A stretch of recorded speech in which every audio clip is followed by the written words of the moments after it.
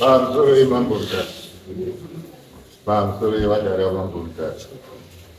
Nyaya panapa ngebhuku. Riri sabhuku Isaac Nyabadza B. Kune rimwe rinonzi kuti Nyabadza A, mabhuku aya mairi. Zvinondinetsa ngezvekuti ndiri kuviringidzwa pabasa rangu remusabhuku naRichmond Mutetwa. Muna January Mutetwa akasvika pane Zera Society muNyabadza B village. Akasvika akati ndini sabhuku panapa. Hakuna umwe munofanira kuteerera kana ari eNyabadza haasi sabhuku. Ndini sabhuku. Kubvisa wakaitwa anga aripo ndini ndakabva ndaita sabhuku. Saka zvese zvinonga zvida sabhuku munouya kwandiri. Vanhu vakangoti vakangonyarara vangati papere kuti handisipo. Tozouya hanyanyi akanangoti nditaure nezvazvo. Tibva taenda pamberi. Takaenda pamutumeni akati iye chimbounganidzai mari yekuti tiite field day neshow mabhuku marongomuna Muponda, Nyabadza B, Jombe A neJombe B. Tisati pamusangano kuNyabadza B. Tiri kutaura nenyaya kuti ngatiunganidzei mari zviro zvakataura murimisi. Kudaro tiri pamusangano iwoyo takaona Richmond aibva asvika Mutetwa. Aibva asvika aibva agara pasi. Agara pasi akangoti gare. Kanzi ini ndakuenda asi mari iyo munobvisa panapa. Mari haisi kuiona zvakanaka. Ngozoendesa ndadini ndakudzewo tiendesai. Isu ndokuti aikazve ko ushe nemurimisi zvakafanana here. Isu tiri kumurimisi ngatiendese mari kumurimisi. Totaendesa kumurimisi. Zvino zvaitwa zvefield day neshow. Pafield day ipopo anga asipo hake. Asi takazonga pakunzipo. Takuitaona kuti field day yakafamba zvakanaka here. Apo takaita field day yedu. Anga apo ipopa. Mutumeni anga aripo arikubvunza warimi wamama. Iye akataura kuti inini handidi kushanda nemunhu weCC kuti zvakare handidi kumuita usabhuku munhu akadaro iyeyo nokuti kaine mutumeni vakungautaurewei warewa inini kwanzi ko inini nonga ndapiwa ndazishanda naye ndinofanira kushanda naye kana ndashanda nejombi ndinoshanda naro nevari maauthorities angu. Tapedza ipopo iwo vakabva pafield day apo takatira musangano akaenda kumba aibva asvika kuonyora masamoni more than 10 kunyora vanhu vanga vari pamusangano. Vanhu 10 vese vanga vakangonyorwa kunzi munouya kudare vauya kwandiri kati ko vanhu 10 pasamoni rimwe pavanobvizwa maikirwa akore $50. Saka apa patisi kuenda kudare rakaita saizvozvo ngabude pashuwa kuti tina mhaka yedu makaitira kudare makaitira musangano musango amwanyorwa zvimwe itira musangano musango sei ndiende tsamba yacho yosabhuku ndikaitira dare musango dai ndisina appointment letter ndaitonzi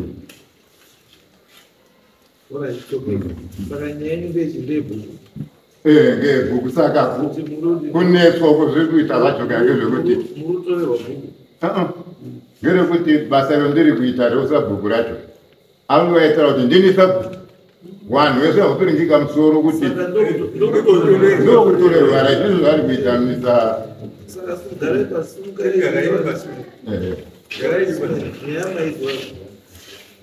pamusoro mambo amweni makurukota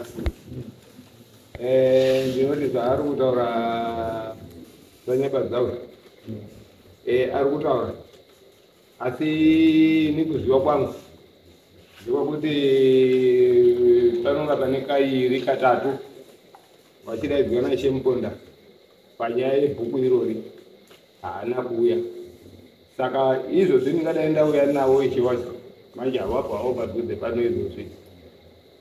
Tsamba yakauya ndatouya nchimhanya ndatogugurisira mwene tsoka nchimhanya ndiregedze kusafika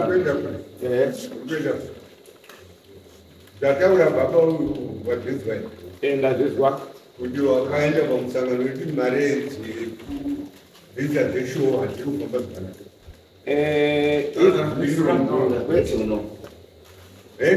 aiwa Aiwa, ndokuti kwete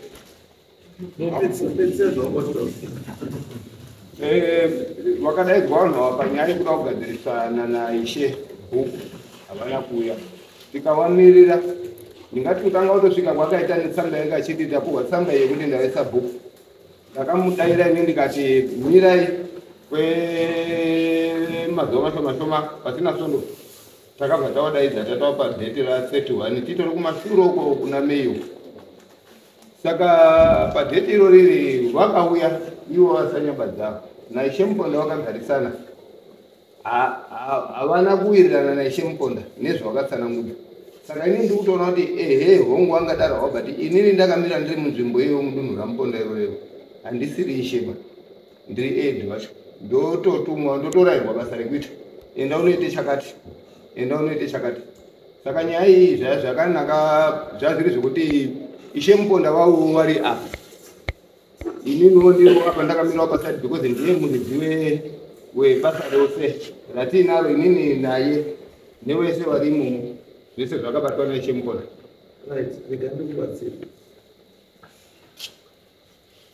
kubatsira vantu vakuita ndekuti uyu ni substanding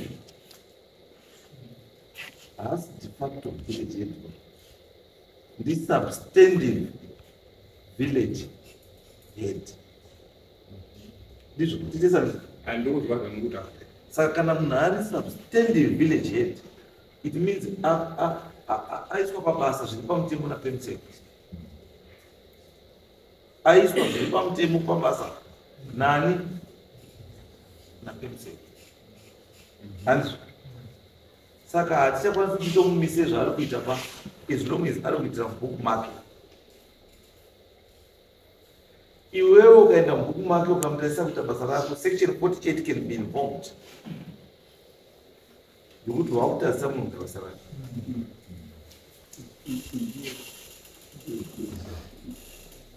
ishe muponda haapoindi village head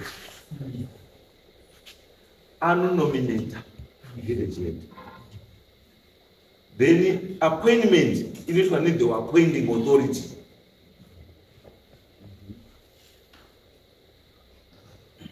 titezani ndokuzvizwa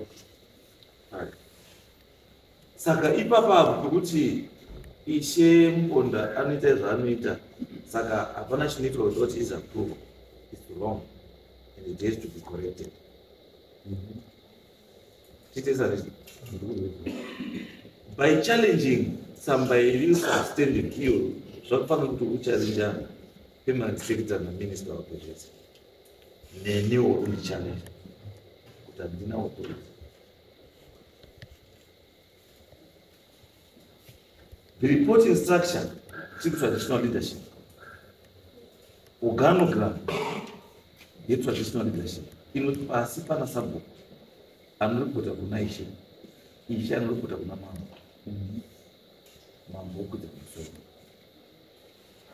so kana zvinhu zvichiuya futi the same order zvinodzika zvakadaro mambo zvodzika kuna ishe zvodzika kuna sabhuku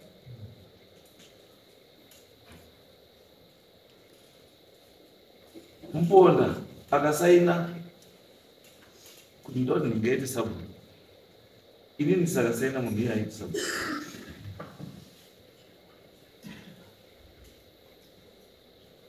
munhu iye anoita sabhuku chete kana chinge ndasaina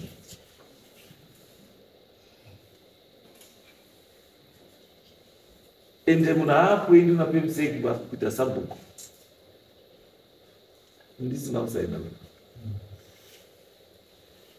saka kana tsamba yatobva kuministry yatodzoka ichiteedza the same chii nzira iyoyo ichidzika pasi inofanira kungorespektwa sekungokwira kwakaita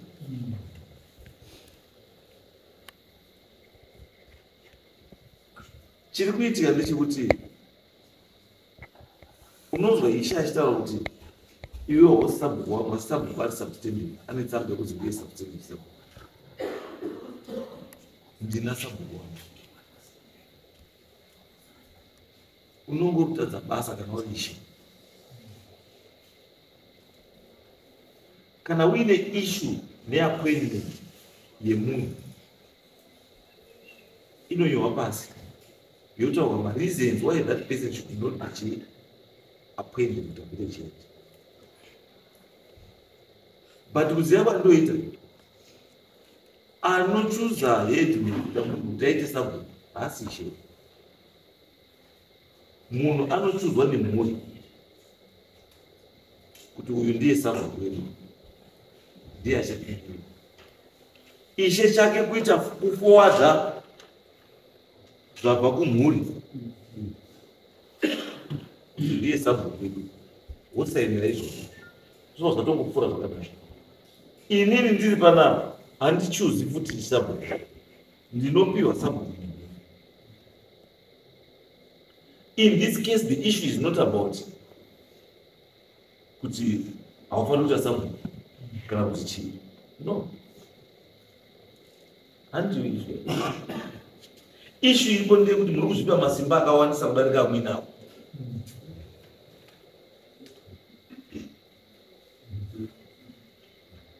Akamona kufunga kwenyu dai zvizvozvo ndaiita inini maigarika here mamutasa dai ndani kuti nhasi ndiri kufunga nhasi ndiri kuenda ndikushandira kwamuchena vanhu vari kubhadhara mari kwamuchena wese vari kubhadhara isaya havana kuiona. Vari kubhadhara mari yemuchero isaya havana kuiona. Ada kupa munhu pekugara uyai naye munhu wachida kumuona nekuona panzvimbo pani mari yacho yawapiwa iwe sabhuku yaitongeka here. Munhu umwe naumwe ane basa rake raakapiwa rekuita. Saka iwewo stika to your duties dzawakazviite chete. Zvinhu zvinokurerukira. Mazita mambo asi pane padoko padoko paninapo ndekuti nyaba dzawo Isaac haana kudzingwa asi haasi kuuya kunogara pasina yeshe. Asi maziviro angu inini pangu pandinoziva haasi kugara pasina yekuti wapangane iwo zvawakuda kupangana pamashandiro arikuda kunoenda pai munzvimbo yake iyo haasi kusvikapo pamusha. Ndiri kuti why should this be a special case yekuti sabhuku anofanira kugara naishe 1? Ishe 1 anoda sabhuku 1 kuti ataure sabhuku 1 zvekuita. Kana muine issue mamuponda yemasabhuku daidzai masabhuku ese muwataurira zvavari kutadza nezvavari kugona nezvamuri kuda kuti zviitwe zviri pamutemo. Zviri pai because izvi zvenyu zvamurikuita izvi zvine kavhesas mapersonal. Zvino mapersonal manje anoiswa mumuchero because by going kubhuku ranyabadza uchinozvituritsa bhuku ikoko unochadzwa nemhosva yeimpersonification. Uri kuzviita zvausiri,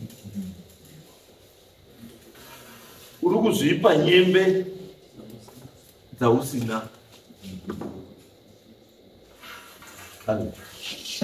Ukaita age waishe hazvive kuti waishe. Ukaita age wamambo hazvive kuti wamambo. Kana uri age chako kubatsira badzi pawazokubatsira zvakaita neukiriki, zvakafanana neukiriki. Kana mayunifomu chaukiriki anotokuratidza kuti uyu ndihelper, uyu ndinesi. Ukaenda pakiriniki unobaiwa jekiseni ndihelper. Hamubatsiri. Zvakafanana newe uri mubatsiri waishe mponda asi hausi ishe ichi.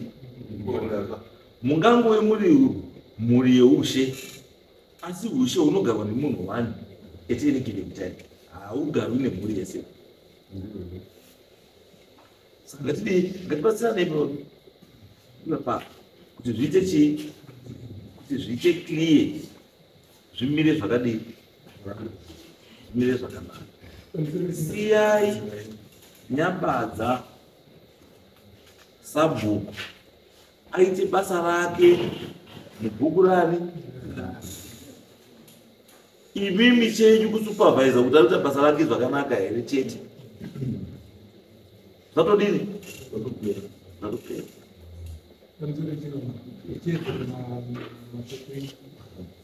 Ishe futi hana mvumo yekuti unobvisa sabhuku vasingazivi.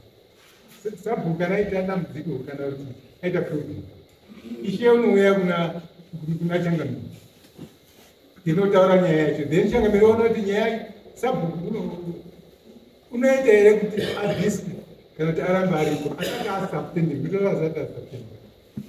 Unoongorora changamiro ndio unoongorora nyaya yacho kuti zvinoita here kuita zvino. Kana atopasa changamiro ndio unopasa kuti azengazi kana zvakadai changamiro ndio anopasa. Izvozvo varikutaura nenyaya chii?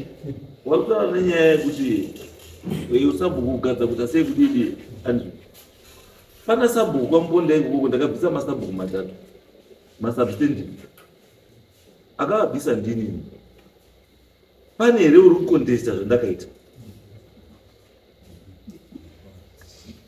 Ndozvandoda kuziva kuti vanhu vari kukontesta zvandakaita here, because ukatoona tsamba yabva kuministry kutaura kuti nhingi anga ari sabhuku pakati haasiri sabhuku, asabhuku ndinhingi.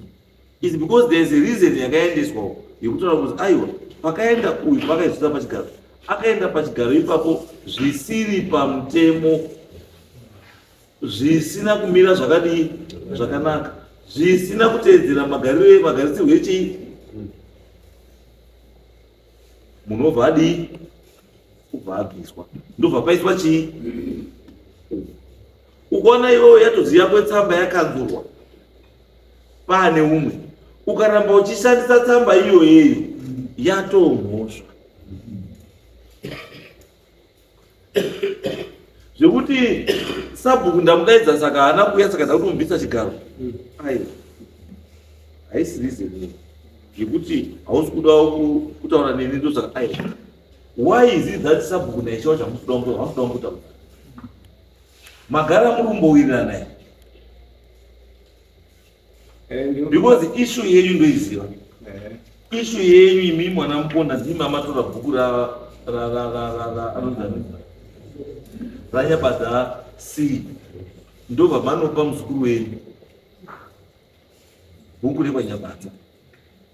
Ndobva paita futi rimwe bhuku, pane mabhuku about 3-4 atakagadzirishwa kuti amire zvakadii zvakanaka. Mukasvika futi pekuti imi wana Muponda pamacreata futi rimwe bhuku risingatozikanwa mabhuku risikopa. But kana ndikanzwa nyaya yecreation ine procedure yayo inofanira kuteedzera kuti izodzi yaapprove kuti papo andizvoeresa richimwe. Aiwa ndizvo Ndozvatingorisusu zvekubatsirana kuti tiunderstand chii. And when it comes nyaya idzi guys, musati muda kusvika pamberi pavanhu vana sabhuku mosvika moti iwo hausi sabhuku gosi, uri weTriple-C, uri weZANU-PF, uri weDC, iro handi basa renyu bwana. Kana kuti hausi wemutuku wedu, aiwa izvozvo siyana nechii.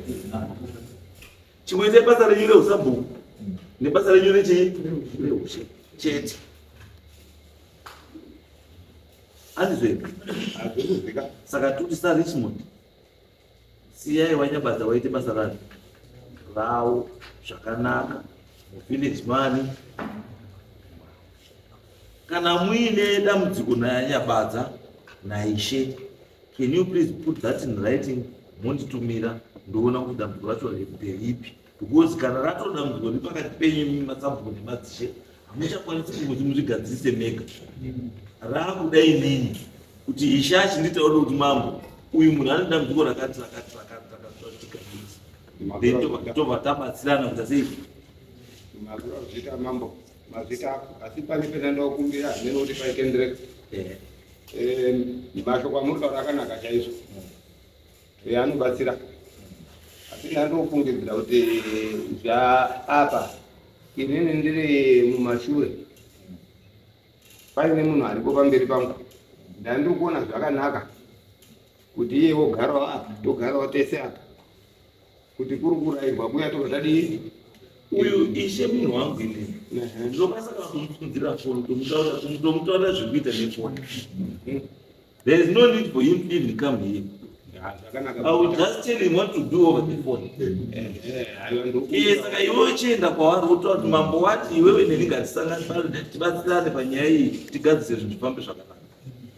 Iwewe usaitwe tractor ba. Ukaitwa tractor unonyurawo madhaka.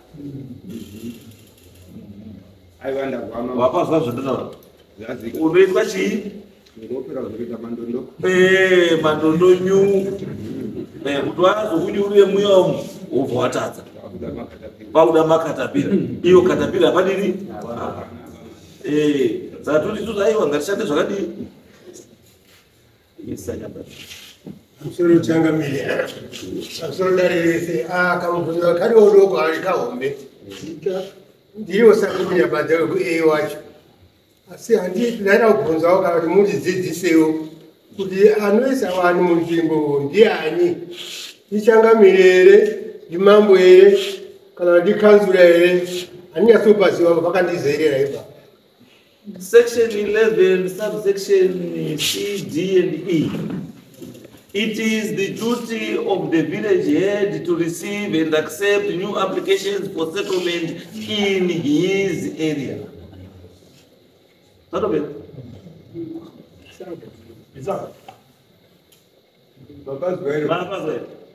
Ndisabu ino kana wari mumanyito wajatoaita sei vakasika ndachangamira ndokumasa bhuku hamuna ndo zvati kutaura kuti changamiri kana paine zvaari kuita zvisiri pamutemo isu tisi tichamudaidza tomutaurira kuti zvauri kuita hani zviri pamutemo haugadziki vanhu mavhireji. Inini ndiri panapa ndichitodawo kuti munhu hama yangu yauya kutsvaga pekugara ndinotodaidza kuti sabhuku weye nyabadza sabhuku nhingi sabhuku manhingi nditsvakireyo kokuti hama yangu ise chii ise mutombo. Kufunga kwenyu ndaisimba iro ranga rakazara mazarire rakaitera ndaindosvika zvoba ndafunga unongedza ndinodongedza zvo aibvisa chena. Kufunga kwenyu dai zva zvisina control pandanongedza kuti munhu gara apa aibvisa ndaingonongedza nyange munda wemunhu kana ndonongedza kugara apa aimubvisa ndiani akamugona. Asi ndoti ndikuteedza chii mutemo handiti. Saka ndandikuteedza mutemo munhu wese ngateedze chii hamuisi basa Richmond hamuisi munhu munzvimbo yasabhuku asingazivi hamupi munhu pekugara. Wosabhuku anoidentify pane nzvimbo ida kugara woenda kuward assembly asvika kuward assembly woripota kuti ndine vanhu 25 vauda pekugara ndine sofa panokwanisa kugara vanhu 20 pakati nepakati nepakati nepakati nepakati nepakati zvonzi panoita here panoita kana pasingaita vadii. Saka stop nyaya yenyu yekugadza vanhu. Ishe hamugadzi vanhu. Sabhuku ndiye anopa munhu pekudii. Thank you. Mune umwe mubvunzo futi here pamwe? pamusoro yechangamisi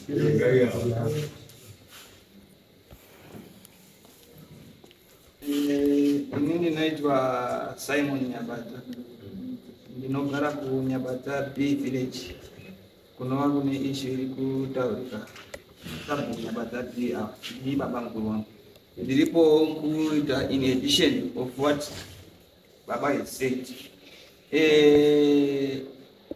Richmond mtetwa wakauya tiri panenge burial society yatinoita munharaunda vachibva vapiwa mvumo yekutaura pane vanga varipo. Apiwa mvumo iya akati inini ndauya kuti ndiri kuona bhuku rangu remitero haisi kuuya kwandiri noa yekukanzwa iri kuenda kunani mitero iyoyo. Ndiri kuona mari dzemapemiti edzimba idzi pane vakambotendera vachipega pega dzimba vachididira vachitora mari dzidzo dziri kuenda kupi mubhuku mangu hamuna. anenge asina kunyorwa mubhuku rangu iri achinzi ari kubhadhara mutero kwandiri asi kuzowana mbeu asi kuzowana fertilizer ende muchandoona ndiripo pakugoyiwa kwezvinhu izvozvo munguva yazvichagoyiwa achiti zvakare sarisman mutori nehere rimwe bhuku ramunaro remutero kwete handina mabhuku esana Ishe Muponda Ishe Muponda haagari nebhuku remutero. Bhuku remutero rinogadzira sabhuku.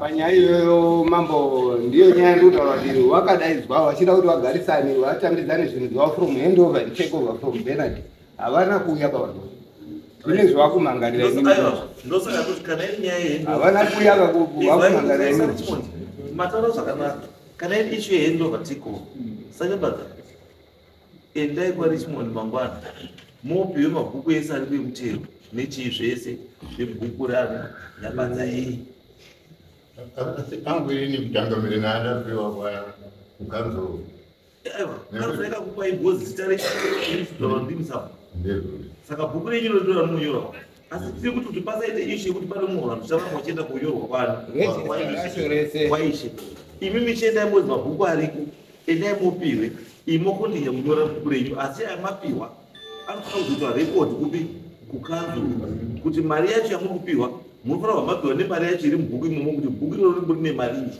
muhamaita kuita hendobva kupi kukanzo muhamasarenda nebhuku racho ikoko kukanzo muhamatanga zvenyu zvi mokondinya nenyu zvenyu zvinova